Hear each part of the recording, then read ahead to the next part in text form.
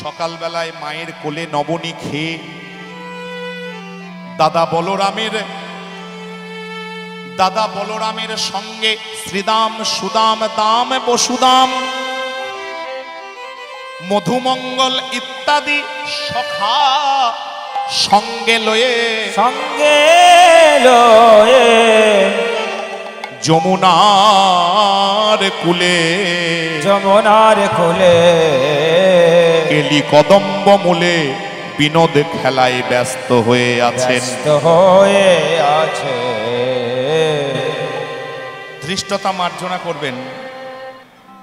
একটা কথা বলছি, হ্যাঁ, একদম অপব্যবহার করবেন না আমার কথার, অন্য মানে করবেন না। কীর্তনটা কিন্তু এই রকমই, পদাবলী থাকবে, সিদ্ধান্ত থাকবে, ব্যাখ্যা বিশ্লেষণ থাকবে। যা বলবো পদাবলীর ভেতরে বলবো, বাইরের কোনো গল্প টেনে শোনাবো না। আর মহাজনের নির্দিষ্ট কিছু তাল ছোট ছোট, এখানে একদম বড় করব না, অবশ্যই করব। এগুলোই কীর্তনের প্রাণ। কীর্তন হচ্ছে বাঙালির জাতীয় সঙ্গীত, মানে জনগণমনর কথা বলি নাই, বাঙালি জাতির জাতীয় সঙ্গীত। বাঙালির বয়স হচ্ছে 1100 থেকে 1200 বছর, আর কীর্তনের বয়স হচ্ছে ডকুমেন্টসে 850 বছর। বিশ্বাস হলো না? ওই যে বললাম আমার কথাতে কিচ্ছু এসে যায় না। আজকে সকালে গতকাল সকালে আমরা একটা খুব নামকরা জায়গায় গান প্রত্যেক বছর করি, শ্রীপাঠ মুলুক, 350 বছরকার অনুষ্ঠান। যে গানটা আমাদেরকে করতে হয়, প্রত্যেক বছর আমাকেই করতে হয়, সেটা হচ্ছে বদসী। সেটা জয়দেবের লেখা। জয়দেব কখনকার গো? সেন বংশের লক্ষণ সেনের সভাকবি। 1200 খ্রিস্টাব্দে লক্ষণ সেনের সময় শেষ, বখতিয়ার খিলজি নবদ্বীপ আক্রমণ করেন। বেশ, আর বলবো না বেশি কথা। তাহলে 1200 থেকে 2800 বছর, এদিকে 24 বছর, আর তারও আগে থেকে তিনি রয়েছেন। মোটামুটি 850 বছরের ডকুমেন্টারি ইতিহাস কীর্তনের। খুঁজলে আরো আগে পাওয়া যাবে, কারণ প্রদীপটা যখন জ্বলেছে সলতেটা আগেই পাকানো হয়েছে। আমি কম করেই বললাম। তাহলে 1000 বছরের জন্মতে 850 বছরের যে গান এখনো পর্যন্ত কীর্তন আকারে বেঁচে আছে, সেটা হচ্ছে বাঙালির জাতীয় সঙ্গীত। কীর্তন যদি নষ্ট হয়, বাঙালি জাতি সেদিন ধ্বংস হবে। আমি থাকবো না, আপনি থাকবেন না, লিখে রাখতে পারেন যদি ডকুমেন্ট আকারে কোথাও থাকে।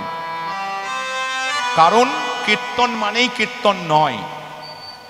কীর্তনে পদাবলী থাকবে, শুদ্ধ পদাবলী, যেগুলো মহাজনেরা দিয়ে গেছেন হাজার হাজার। প্রয়োজনে একটা দুটো অন্যরকম গান।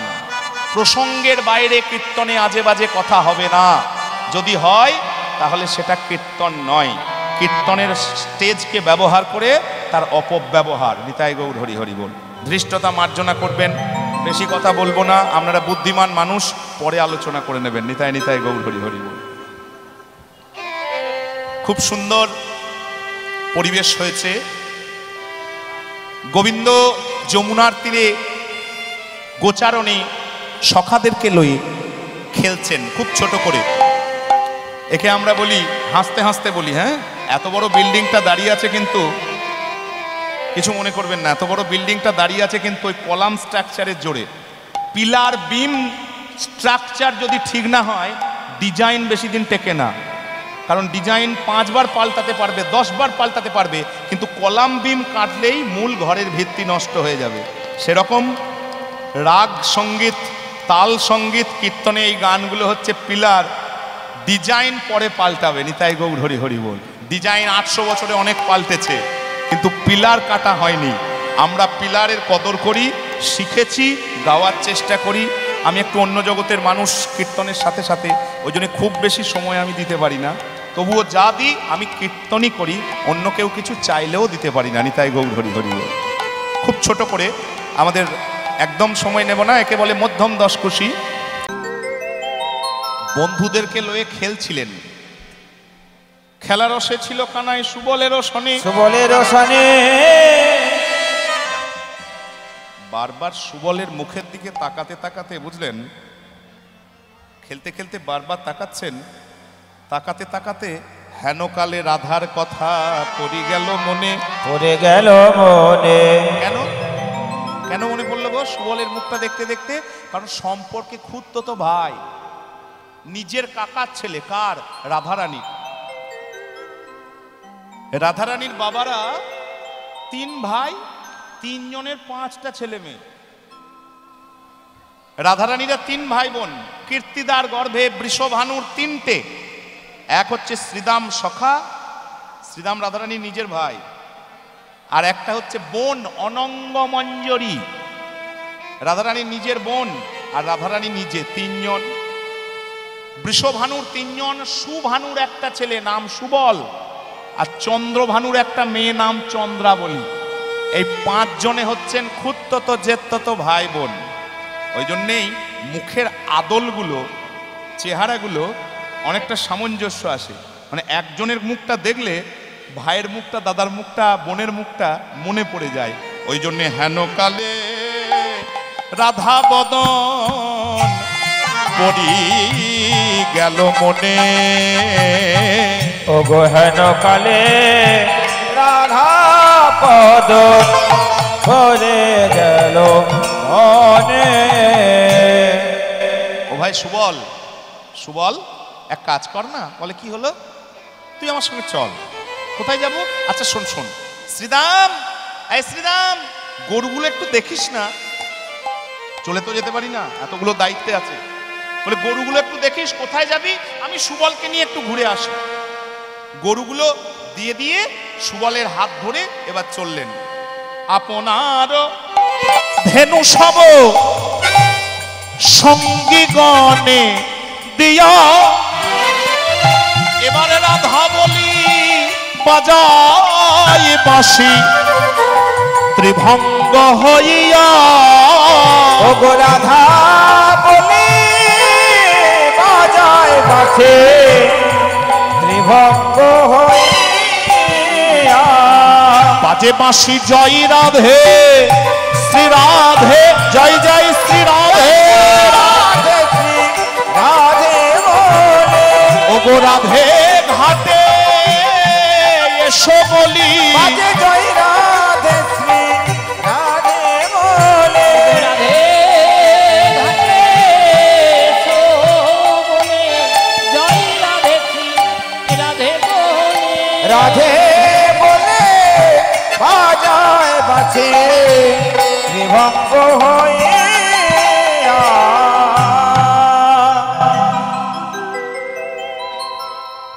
সংকেত না করলে তো আর জানবে না আমি কার জন্য রাস্তায় দাঁড়িয়ে আছি। এটা এই দেখুন দেখুন, এটা সংকেতের মাধ্যম। রাধা রাধা বলি কানা কানায় পুরিল মোহন বাঁশি, পুরিল মোহন বাঁশি শ্রীরাধিকার কর্ণে তাহা করিনে তাহা প্রবেশ হলো আসি। প্রবেশ আসি।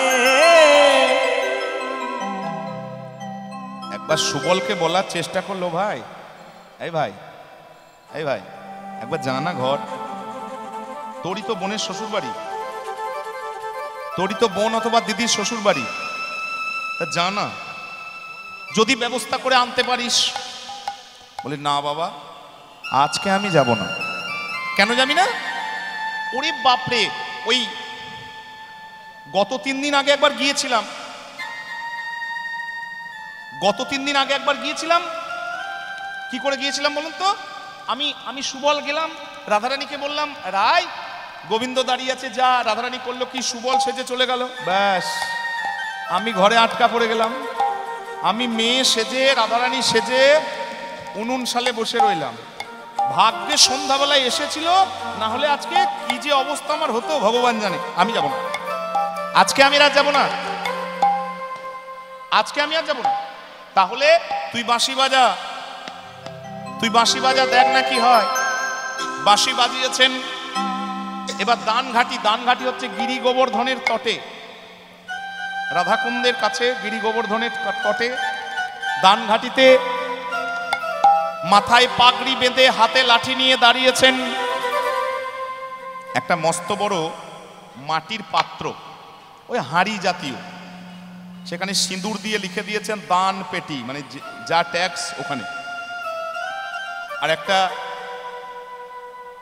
ঘট, পূর্ণ ঘট, আম্র পল্লব দিয়ে, সিঁদুর দিয়ে, গামছা দিয়ে, ডাব দিয়ে, ফুলের মালা দিয়ে একটা পূর্ণ ঘট স্থাপন করেছে। পাশে লাঠি নিয়ে দাঁড়িয়ে আছে, আর একটা মস্ত বড় পাত্রতে সিঁদুর দিয়ে লিখে দিয়েছে দান পেটি, মানে যা জমা দেবে এখানে। এবার দাঁড়িয়ে রইলেন, সংকেত করলেন, রাধা রাধা বলি কানাই, বলি কানাই পুরিল মোহনবাসী, মোহনবাসী শ্রীরাধিকার কর্ণে তাহা, করনে তাহা প্রবেশিল আসি। প্রবেশিল আসে। সে তো দাঁড়িয়ে আছে, আমি যাব বললেই যেতে পারবো? আমার সেরকম ঘর? হ্যাঁ গো, আমার সেরকম ঘর? আমি যাব বললেই যেতে পারবো না। যেই যেই কানে বাঁশি বেজেছে, বুকটা মোচড় দিয়ে উঠেছে যাওয়ার জন্য। বাঁশি শোনি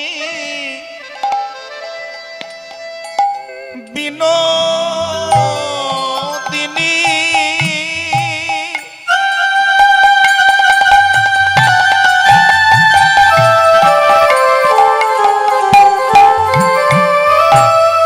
অথির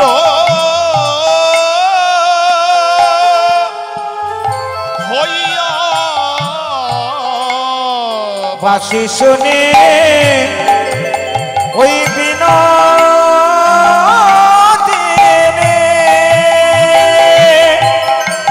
বাজে রে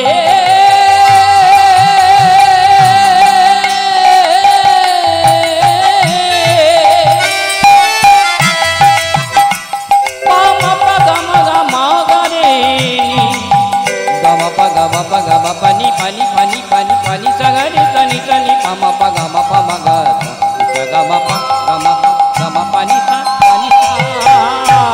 বাঁশি শুনে বিনোদিনী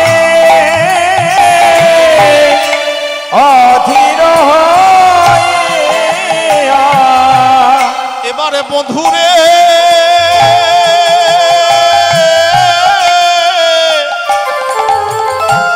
ভেটিতে যাবে, আপনারে দিয়া বধু ভেটিতে যাব আপনারে দিয়া। রায় সেখানে কহে এই কথা বটে, গোরায় সে ঘর কহে এই কথা বটে। এবারে চলো চলো যাই মোরা আজ মথুরার হাটে, চলো চলো যাই মোরা মথুরার হাটে। যাব বললেই কিন্তু যাওয়া যাবে না গো, কারণ যেখানে বাধা,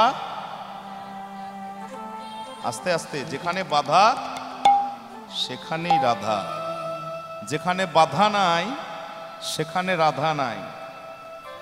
বলে কি করে? ভালো করে ভাবুন, আমাদের একটা ফর্মুলা আছে বোঝানোর, উপরের জল যদি নিচের দিকে যায় সেটাই স্বাভাবিক, তাকে বলে ধারা। তাই তো তরল পদার্থের নিয়মিত তাই, যেদিকে ডাউন থাকবে সেদিকেই যাবে, একে কি বলে ধারা। আচ্ছা, গতিটা যদি উল্টে যায়, গতিটা মানে নিচু থেকে যদি উপর দিকে হয়ে যায়, তাহলে বানানটা উল্টে যাবে। উল্টান। আরে নিচের জল যদি উপরে যায় তাকে বলে, বানান পাল্টান, ধয়াকার রয়াকার ছিল, উল্টে দেন, তাকে বলে রাধা। এইবার আস্তে আস্তে, অত সহজ নয়, নিচে উপরের জল নিচে এমনিই যায়, কিন্তু নিচের জল তো উপরে এমনি যায় না। দুটো কাজ করতে হয়, প্রথমে বাধা, তারপর যন্ত্র। দেখুন এই যে জল বয়ে যাচ্ছে, এত এত জল বয়ে যাচ্ছে, এই জল যদি আপনাকে উপরে তুলতে হয় প্রথমে বাধা দিতে হবে, জলটাকে স্ট্যাগ করতে হবে, জমা করতে হবে, তার জন্য বাধা দিতে হবে 1 নাম্বার। তবুও জল কিন্তু উপরে যাবে না, তারপর কি করতে হবে? পাম্পিং করতে হবে, সাবমার্সিবল ইত্যাদি ইত্যাদি, 10 তলা 20 তলা 30 তলায় উঠে যাবে। মহাজন বলছেন আমাদের মন হচ্ছে খুব তরল, সব সময় নিচু জিনিসে, খারাপ জিনিসে, জলো জিনিসে চট করে আকর্ষিত হয়, ভালো জিনিসের দিকে চট করে মন যাবে না। তাহলে এই তরল মনকে যদি উপর দিকে ওঠাতে হয়, এখানেও দুটো পদ্ধতি। প্রথমে বাধা, আপনাকে বলতে শিখতে হবে নিজেকে না, না বলতে হবে। আপনাকে যা খুশি খেতে ইচ্ছা করলেই আপনার মনকে বোঝাতে হবে মন না। যা খুশি করতে ইচ্ছা করতেই পারে, ওটা জলের মতনই মন তরল। প্রথমে নিজেকে বলতে হবে, বাধা দিতে হবে না।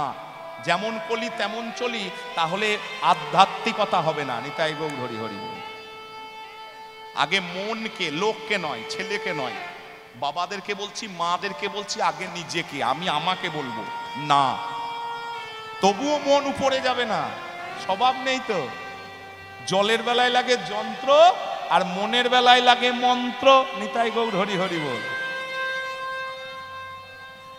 যন্ত্রকে জড়িয়ে ধরে যন্ত্রের ফোর্সে জল উপরে উঠবে, মন্ত্রকে জড়িয়ে ধরে মন্ত্রের চাপে এই মন, মন্ত্র কাকে বলে? মননাথ ত্রায়তে যস্মাৎ সমন্ত্র পরিকীর্তিত। মন্ত্র তাকেই বলা হয় মননাথ, মন, মন ত্রায়তে, ত্রাণ পায়, উদ্ধার পায়, শান্ত হয় যে শব্দকে আশ্রয় করলে, তাকে বলে মন্ত্র। আপনি যে শব্দকে বারবার বারবার উচ্চারণ করলে আপনার মনটা ক্রমশ শান্ত হবে, তাকে বলে মন্ত্র। অত সহজ বিষয় নয়।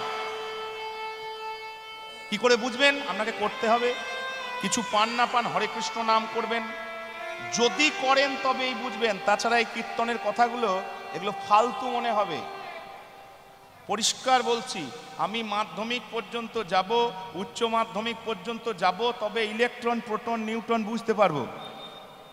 বোঝা যাচ্ছে?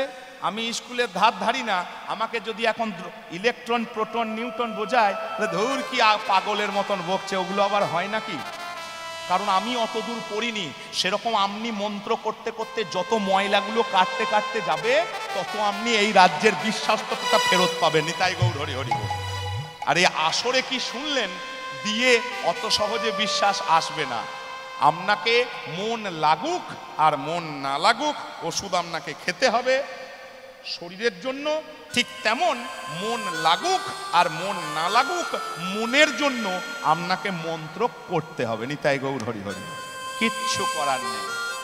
করলে নিজের ব্যাপার, না করলে লোককে দোষ দেবেন না, সাধুগুরুকে দোষ দিয়ে লাভ নেই। আপনি যে কোনো পরিস্থিতিতে থাকুন, যে কোনো পরিস্থিতিতে থাকুন, যত খারাপ, যত জঘন্য পরিস্থিতিতে থাকুন, আপনি সেই অবস্থাতেই নাম করবেন। আমি বলে গেলাম আসরে, যদি কারোর অবজেকশন থাকে, আসরে ওসব কথা আলোচনা হয় না। আমার ফোন নাম্বার আছে, বাসায় গিয়ে বলবেন কি করে হয়। নিতাই গৌর হরি হরি। আমি গ্রন্থ বলে দেব, বই বলে দেব, সিদ্ধান্ত দেখিয়ে দেব যে আপনি যে কোনো যত খারাপ অবস্থাতেই থাকুন, নোংরা অবস্থাতেই থাকুন, আপনি নাম করবেন।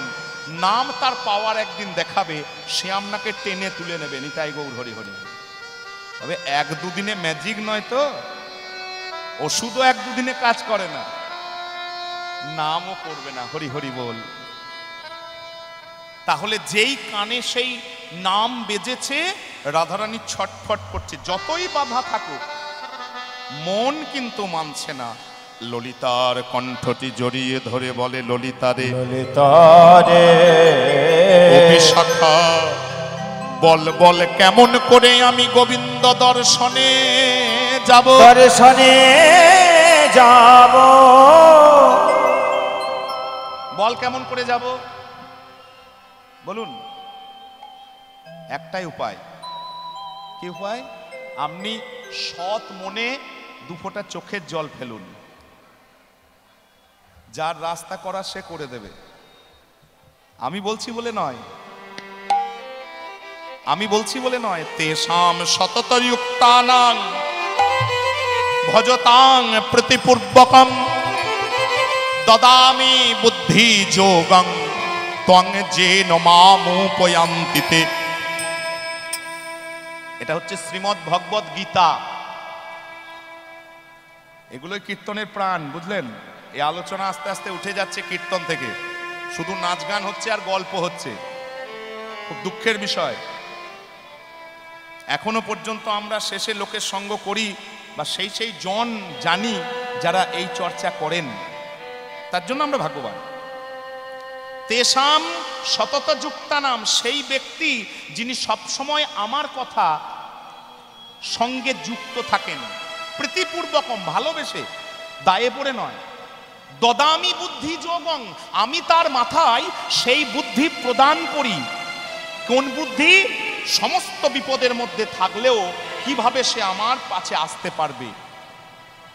তাহলে আপনি কি করে ঘর থেকে বেরিয়ে গোবিন্দ দর্শনে যাবেন, কীর্তন শুনতে পারবেন? আরে লোকে কি রাস্তা করবে? আপনি সুপ্রিম পাওয়ারের লোক, তাকে বলুন নিতাই গৌর হরি হরি বল। ডালপালা ধরছেন কেন?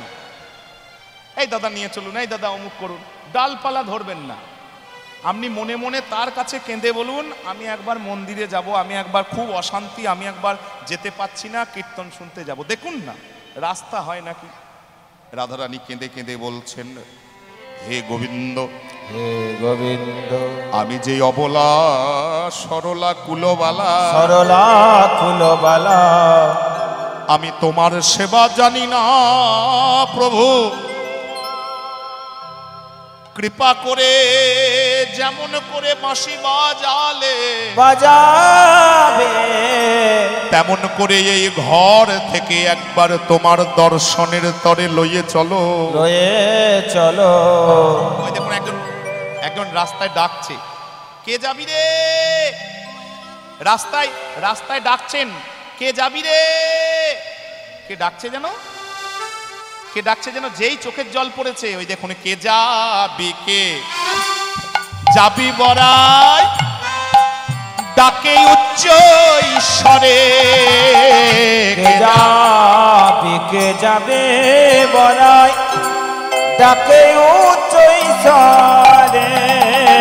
এবারে দধি দুগ্ধ ঘৃত ঘোল হাটে বেচি বারে বারে, যাবে হাটে বেচি বারে। দধি দুগ্ধ ঘৃত হাটে বেচি বারে, হাটে বেচি বারে।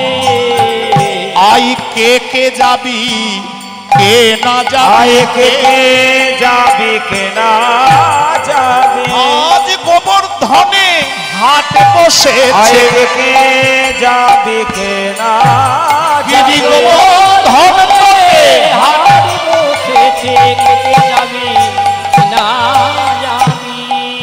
রাধে বলে, ও গোবর বুড়িমা, জানলাটা খুলে, রাস্তার দিকে জানলা। বুড়িমা যোগমায়া বড়াই বুড়ি রাস্তায় ডাকছে, কে যাবি রে? হাট বসেছে, কে যাবি রে? জানলাটা খুলে রাধে বলে, ও গোবর একটু দাঁড়াও রাজ পথে। রাধে বলে, ও গো বলাই, তুমি দাঁড়াও রাজ পথে। আরে পশরা সাজাইছি আমি, তুলে দিব মাথে, তুলে দাসীর মাথে। কত টাকা যাইছি আমি, তুলি দিব মাথে, তুলি দিব মাথে। জানলা থেকে আস্তে আস্তে বলছে, বুড়িমা গো, তুমি এসেছো ভালোই হয়েছে, তবে মা আমি তো ইচ্ছা করলেই যেতে পারবো না, একমাত্র তুমি যদি চেষ্টা করে একটু কৃপা করো। বলে বেশ বেশ, তুই পশরা সাজা, আমি ব্যবস্থা করি। এইবার দেখুন বুড়িমা সোজা দরজা দিয়ে ঢুকছে। জটিলা রে, আরে এই জটিলা, কুটিলা, এই মা, এসো এসো বুড়িমাই, সৌভাগ্যেরও সীমা নাই, সীমানায় প্রণতি জানাই ও চরণে, ও চরণে আজ শুভ দিনে শুভক্ষণে বলো মাগো কি কারণে, কি কারণে হইল তোমার এই আগমনে। আগমনে। দিনটা কিন্তু আমাদেরও খুব একটা খারাপ নয়, বুঝলেন? খারাপ নয় কি, ভালো দিন। একমতে আজকের দিনে কেউ বলে উত্থান একাদশীতে, কেউ বলে পূর্ণিমা, রাস পূর্ণিমার লগ্ন কিন্তু চলছে, শুরু হয়ে গেছে। তো এই পুণ্য লগ্নে আপনারা রাধা গোবিন্দ যুগলের সন্নিধানে এসে বসে নাম শুনছেন, এর থেকে পাওনার কি হতে পারে? দিব্যি তো ঘরে ঘুমলেই হতো, বা আয়োজন না হলে ঘরেই ঘুমাতাম, খেতাম। আর কি হয়েছে মা? বলে শোন শোন, বেশি কথা বলার সময় বা জায়গা আমাদের নেই। আচ্ছা, আজকে গোবর্ধনে হাট বসেছে, তো তুই যাবি না? তোরাও তো গোয়ালা। বলে মা যেতাম তো, তোমার থেকে বয়স আমার কম।